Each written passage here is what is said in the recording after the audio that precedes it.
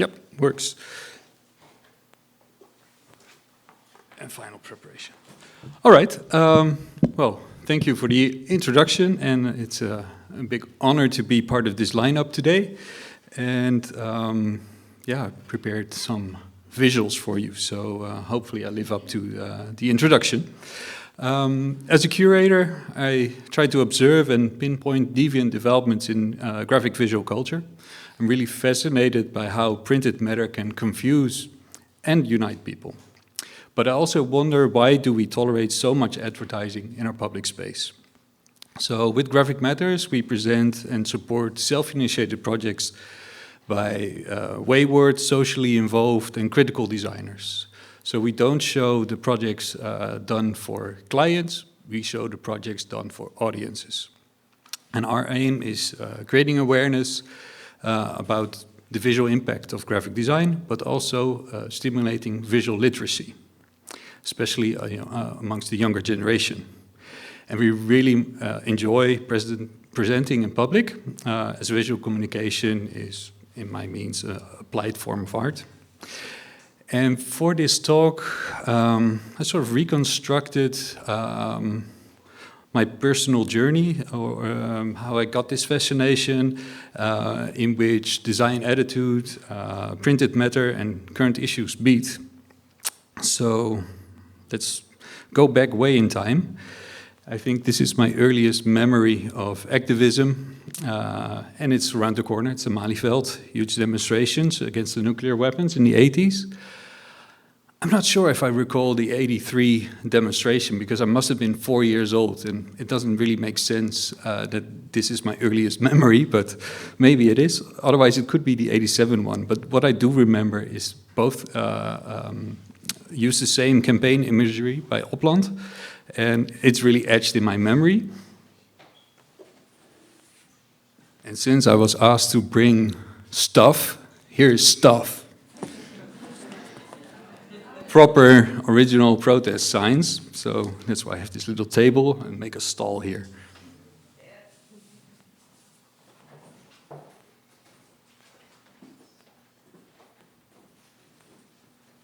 So since I wasn't sure if I remembered 83 or 87 one, I brought them both. Okay, so now we make a big jump in time, and I usually, I rarely show what's coming next, because it's stuff I made, and usually I talk about stuff other people made. But this is something I did while in art school, in St. Jo's School of Arts in Breda. I produced this series of about 25 traffic signs, original traffic signs, which were screen printed over with the car crash photos. You notice a strong Warhol influence here, but I think also this was street art before even the term was coined. So somehow I liked putting my art in public rather than in a gallery space. And since we're talking about printmaking, also during my studies, I used paint thinner for the transferring ads into art, which I really enjoyed. So this is sort of building up to my fascination, I guess. And then when I graduated, I was doing these egg tempera paintings about billboards. And after I graduated in 2003, I surely pursued a career as an artist. But by 2006, I really decided to give away all my supplies, all the works I'd made, to other artists, and from then on act as a curator, because I really enjoyed presenting the works of others. First I worked for art spaces, for museum, and I did a lot of self-initiated projects. Later on I stopped working for clients. It's a dream coming true, and just focus on the self-initiated projects. And one of the first major projects I did was when in 2008, maybe some of you remember, there was a graphic design museum in Breda. They fucked it up, but it was there, and it was a novelty. And this is when I founded Graphic Matters, because instead of presenting the tip of the iceberg in a white cube for a paid audience, we wanted to present the graphic undercurrents in public. So one of the first designers I worked with was Chili from New York, and I had to sort of dive into the depths of the internet to find this video, but I very much like to show it to you. So Hopefully the sound is also working. Finally, from us, the Bubble Project. Splattered across magazines, flying across the TV screen, popping up on the computer, the average American is exposed to some 150 ads every single day. ABC's Bill Blakemore has the story of one man who has found a way to use those ads to make art. He does it by harnessing the creativity of the people, and it's catching on. Here's Bill's report. He calls it the Bubble Project. It's illegal. Whenever I see an ad, I bubble the ad. A lot of people come to me and ask me what I'm going to write on it, and I said, nothing. What are you going to write on it? He wants the public to speak, and they do. Sometimes it's political comical. What country would Jesus bomb? Or the revolution will be outsourced. Sometimes it's social psychological. Why think about your life when you can watch us? Movie reviews. Why do I make such stupid movies? Or sometimes cinematic philosophical comical. Desperately seeking purpose, says Gollum in Lord of the Rings. There's now a book called Talkback with a map showing all the countries that bubbling has spread to through the internet. And there are also people who have started their own bubble project, progettobolla.com from Italy. He got bored working in an ad agency. So I wanted to come up with a simple device that would transform these boring ads that we see, and the idea struck, and that was the Talk Bubble sticker. But it's risky. We cannot tell you his name. I've gotten a few tickets. I am mostly very cooperative, and I promise I'll never do it again. I think I'll bubble a little doggy here. So I'm going to put another bubble right here to this guy. We're going to give her a voice. What would you write? Bill Blakemore, ABC News, New York. Needless to say, that gentleman was in disguise because it is graffiti and what he's doing is illegal, but the responses are rather interesting. Yeah, I really love this project. And we caused a little riot ourselves those days too. It was about this poster. Maybe some of you have seen it before. People in front of it is actually representing the Dutch press, and they're witnessing the installation of a poster. To be more exact, this one. It's a one-off design by 75B from Rotterdam, and initially one was installed in a very busy street in Breda for a festival, and within hours after installation, H&M received a lot of phone calls from concerned consumers questioning, why the hell do you feature Geert Wilders? Of course, they had no clue, and they ordered the city to take down the poster. And afterwards, we received all these letters with strong words from their lawyers. And as we wanted to point out the public inability of critical viewing and also the commercialization of public space, we didn't comply with their letters. So, we thought big corporates should not censor public space, and debated with the city about this. They agreed with us, so the next action was to put back the poster in front of the press, which happened in the slide before. And just to prove this wasn't about H&M or Wilders, 75B, 75B made an alternative. And both didn't really last very long, but we made our point, and it was in the newspapers. And actually, it's up in the Kunsthal right now. This was a very stressful situation, but it was really an eye-opening event for me. In 2010, I became a dad, and I even started working for the museum I revolted against. And then Occupy happened. I felt really powerless, being in an office and not being able to contribute to protest or anything. The best thing I could, the best protest I could deliver was online. This was my website at the time, and you could download a plugin by FFAT, and then you would have protesters on your website. It felt really tough. But my interest in the Occupy movement led me to this project, Occupy George by Ivan Cash. What's in the name?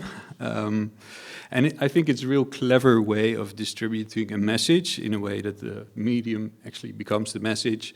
And he made it in a way that people could either print this at home or stamp it. I brought some more stuff, like the stamps you can use to print those dollars. And if you like money, then I have some examples for you to come and see. But yeah, it was a really cool project. Actually, the money officially becomes invalid if you write or stamp on it.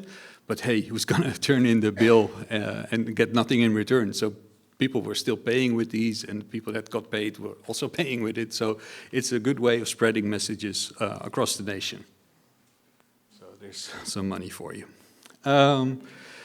And then at this time, like, it seemed like the one protest was following the other. I think it was 2013 when Putin planned a visit to Amsterdam, and amongst others, Yuri Veerman started this project, the online platform. You could upload your Putin a rainbow image. So the objective was people search for images, then rainbowify them, upload, sign a petition, and be part of a database. But what actually happened is that people started printing those images for protest. So instead of the online platform, it became like a real offline action, and people were carrying these images everywhere. And then the next thing that happened, that actually bootleggers were using them to create products. Like you probably, the clown, you must remember, and it was put on T-shirts, on mugs, on lots of stuff, which I didn't bring. I actually have one, but it was without, of course, the consent of either the artist and the dictator. Then another clown came by. This is Washington, March 2017, the famous Women's March, instigated by a crowd called Grab 'em by the Pussy. It was said that art supplies sold out all over Washington that week. People were making signs and getting really creative. And actually the morning after this protest, museum curators scavenged the streets looking for leftover signs to collect for their museums. And I think that's a really fascinating thing to happen. Also here you see this remake of the famous Hope poster by Shepard Fairey. It's not done by him, but made after him. He actually responded with a new series of posters you see here. This is Berlin, and people were printing out designs made by artists to carry in the protest. Also many illustrators, they felt a real need to respond to the situation, and they set up a newspaper called Resist, a visual newspaper, and actually brought one of the copies. So I got some more stuff for you to see, but it's a really nice newspaper, and you can see it's been in use during the march, but also afterwards in exhibitions, and it features some really nice work. So feel free to come and read during the break. Keep expanding my stall. So all these protests really fascinated me, and we already made some exhibitions that handled with artists and designers dealing with all these social issues. We actually set up sort of theory behind it. It was about revolting, but also about informing, but also reshaping the way people behave. So also have some of those exhibition leaflets. But the one exhibition that's in this talk is done in 2017 in Breda. It's called Design of Dissent, and actually the original exhibition was done by Milton Glaser, together with his friend Mirko Ilic, but also already 15 years before, so around the 2000s. And we felt the need to revamp this exhibition, so we were able to borrow all the works, the original works from the School of Visual Arts in New York, and then added another 20 or so more current works, so we filled the gap between 2000 and 2017. And what really struck me is that these works were made by artists that really created this clever combination of attitude, strategy, and tactics. And would like to show some of the examples I found out afterwards, but also another addition to my stall. It's the catalog for this show, and actually I didn't bring one, I brought about 61, so it should be fine for you all.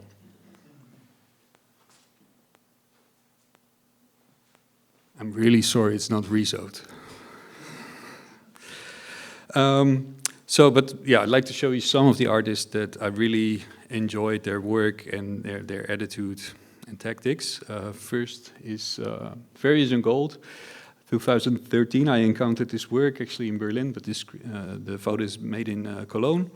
And they made this silkscreen printed series of 10 new saints. And they're actually artist duo from Berlin.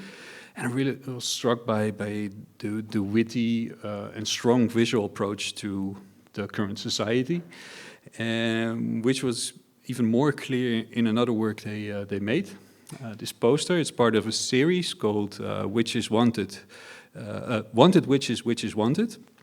And it featured 13 portraits of people that might have been burned as witches in earlier times. But in fact, they were really fighting for their ideas, for freedom, and even their lives. And the series was spread in the streets of Berlin, and they used phosphorus ink, so you could light a match on the poster, and then light a candle underneath in order to support or think about these people. And yeah, I thought it was a really strong project. I liked the fact that it was outdoors, and also the phosphorus ink was a clever thing. In 2016, I met with the Spanish artist Vermibus, and a funny thing, like Gili was a former advertising agency guy, and Vermibus, he was a former fashion photographer, and somehow he came to Insight or gone rogue, I don't know, but he has a very special way of working, and it starts with taking down ads from the street. And he doesn't do this by vandalism, or at least I don't think it's vandalism. Some people think it is, but he just uses keys. And this is the key for Breda, but he has the keys for every city in the world, every advertising agency. They have their own locking system, and yeah, keys can be copied. So another stuff I brought. I'm not sure if it fits the Hague. We could try though. So he takes down the ads, and then he takes them to his basement, his studio, and you can see it's not a regular studio because he works the posters with an acid solvent. And he is not adding paint, but he's repositioning the ink. So he's not erasing it, but he uses the solvent, the ink becomes fluid again, and then he starts working his magic. And this is the result. I think it's a really strong comment on sort of the Western beauty standards. And what I like even more is that he puts on his reflective vest. It's fake, of course. And then he puts the posters back on the streets. And it's best to do this in broad daylight, as nobody notices or cares or questions your act. So if you do this at night, someone would ring somebody, but here it doesn't matter. And usually they last like a couple of hours or sometimes a couple of days. They're either replaced by the ad agency or by collectors that use vandalism to collect those, because they don't have the key, they have hammers. So they smash the windows. So they get replaced or stolen. Okay, it's time for a holiday picture. I'm not sure if anybody else takes holiday pictures like this, but I did. This is during a family holiday on the island of La Palma. And I came across this gas station. And okay, why? But it looks like any other gas station. But I instantly recognized this from an Instagram post from a UK-based artist. And it was this image I recognized. It's done by Darren Collin. He's a visual activist. He's an illustrator using his skills to raise awareness on many current issues, but he's continuously been taking on Shell. He had a hell bus touring the UK universities to express his thoughts and feelings about Shell greenwashing through education. He made a documentary in Nigeria, and he's even put on a sort of a most wanted activist list by Shell. So they're really watching him. And he has numerous threats of their lawyers, but he keeps pursuing his goals. That's what I really respect in him. It was such a magic moment to come across a gas station.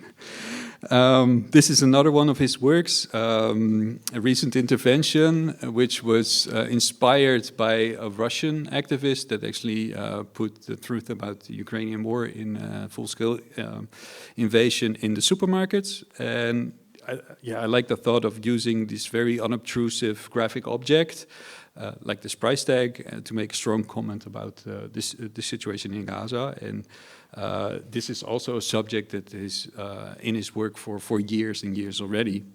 So I brought some of his work also, some leaflets. He often takes on the army as well. So here's a nice little inspirational leaflet to join the army. You know, do you have what it takes? Torso, limbs, eyes, ears, organs, and no sentimental attachment to any of those. So yeah, you can check it out yourself.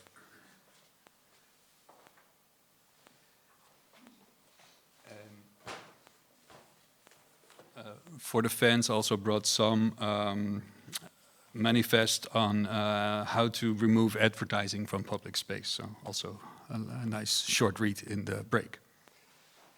So, last artist I wanted to share with you is from France. His name is Ox. And also his work is a really clear comment on consumerism, as he uses the billboard as his medium.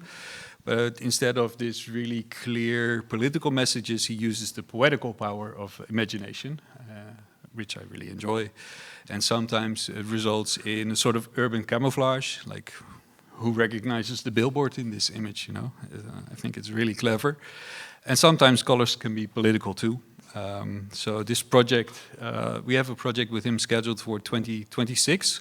So this is hopefully a future milestone, and it's a nice way to sign off in this talk. But before I do, I'd like to invite you, you know, besides expanding collection of prints, I also collect a lot of books on graphic design.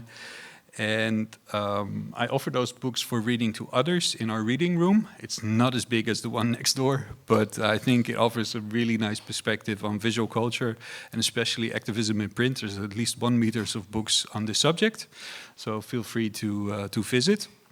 And yeah, in the meantime, I hope you start or keep spreading important messages through print using the tools, the skills, or the keys that you have in your possession. Thank you for listening. Thank you.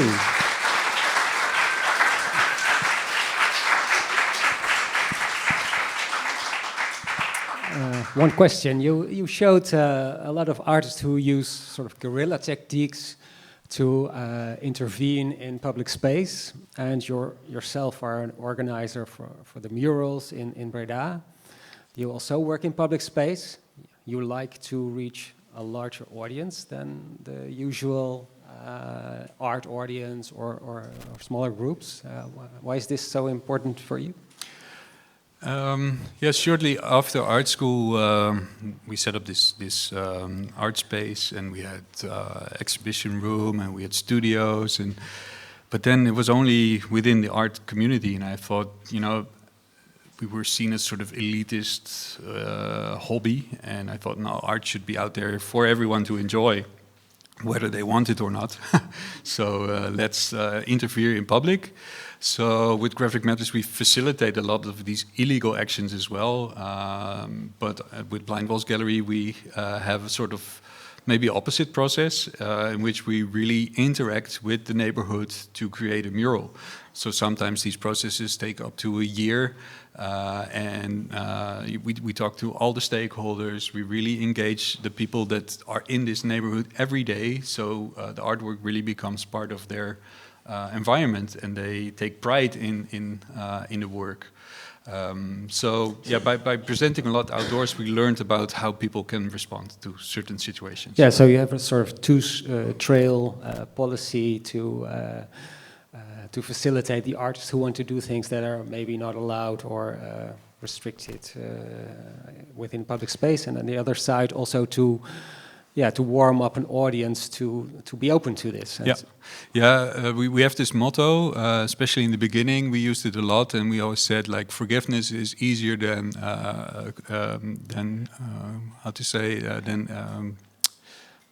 toestemming. Permission. Consent. Yeah. So, but when you work in public space, which is a very nice space, but there are always restrictions. So have there been situations in which you were restricted too much to do what you wanted to do? For the murals, we involve the neighborhood a lot, so this often results in stuff that is not really causing a lot of friction, but sometimes it does, because you can't really satisfy everyone. You know, if you work with 400 residents, then at least 6 of them will really hate the project. But yay, democracy. we listen, but then in the other hand, if so many other people take joy, then... And like only yesterday I got this letter from a person saying he was moving from his apartment because he didn't like looking on the artwork we created. So sometimes it causes like really strong responses. But in general, we noticed that people really enjoy seeing these artworks, and it really spiced up the city, because it was a really dull place. Yeah. So. It was the hell. He's looking out on the hell. We had Hieronymus Bos' famous Garden of Earthly Delights being done in a more modern way by SMEC, an digital artist collective from Breda, and they then had their work reinterpreted by AI in the style of Hieronymus Bos, so it was like really weird feedback loop, and this created, and this particular person is looking out on hell. And I thought it looked more like Carnival, but for some people it's similar, yeah. Okay, maybe one last question from somebody, yes? Now I finally do it right and give you the microphone. Thank you for this really great talk. You talked about Graphic Matters having a goal of visual literacy and promoting that, especially in young people.